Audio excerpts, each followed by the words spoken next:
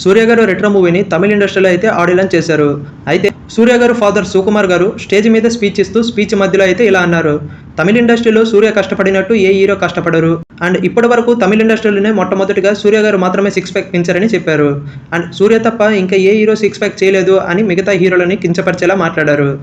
దాంతో సూర్య గారు స్పీచ్ ఎలా ఒప్పాలో తెలియక స్టేజ్ కింద నుంచి చిన్న సైగతో ఆపడానికి కూడా ట్రై చేశారు. అండ్ అప్పటికే సూర్య ఫాదర్ సుకుమార్ గారు మిగతా హీరోలని తక్కువ చేస్తూ సూర్య గారే గొప్ప అంటూ స్పీచ్ని కంటిన్యూ చేశారు.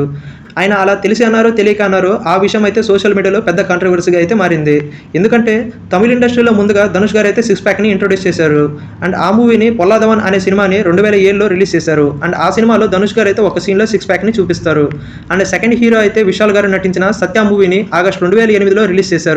అండ్ ఆ మూవీలో విశాల్ గారు అయితే సిక్స్ ప్యాక్ని చూపిస్తారు. అయితే ఆ విషయం స్వయంగా విశాల్ గారే చెప్తారు.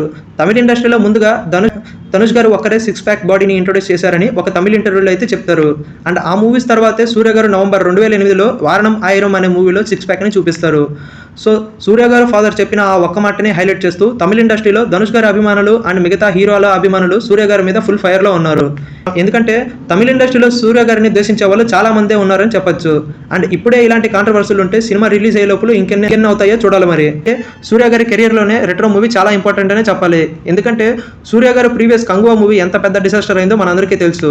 అయితే సూర్య గారు రెట్రో మూవీతో గట్టిగా కంబ్యాక్ ఇవ్వాలని మనస్ఫూర్తిగా అయితే కోరుకుంటున్నా. ఆయన మంచి మనసుకు అన్నీ మంచి జరగాలని ఆ దేవుణ్ణి కోరుకుందాం. అయితే సూర్య గారు నటించిన రెట్రో మూవీ అయితే మేలో రిలీజ్ చేస్తున్నారు. మరి మీలో ఎంతమంది మూవీ కోసం వెయిట్ చేస్తున్నారో కామెంట్స్లో అయితే చెప్పండి. అండ్ అలాగే సూర్య గారిని ఇష్టపడే వాళ్ళు ఈ వీడియోని చూస్తుంటే నా వీడియోకి లైక్ చేసి నా ఛానల్కి అయితే సబ్స్క్రైబ్ చేయండి. Thank you for watching.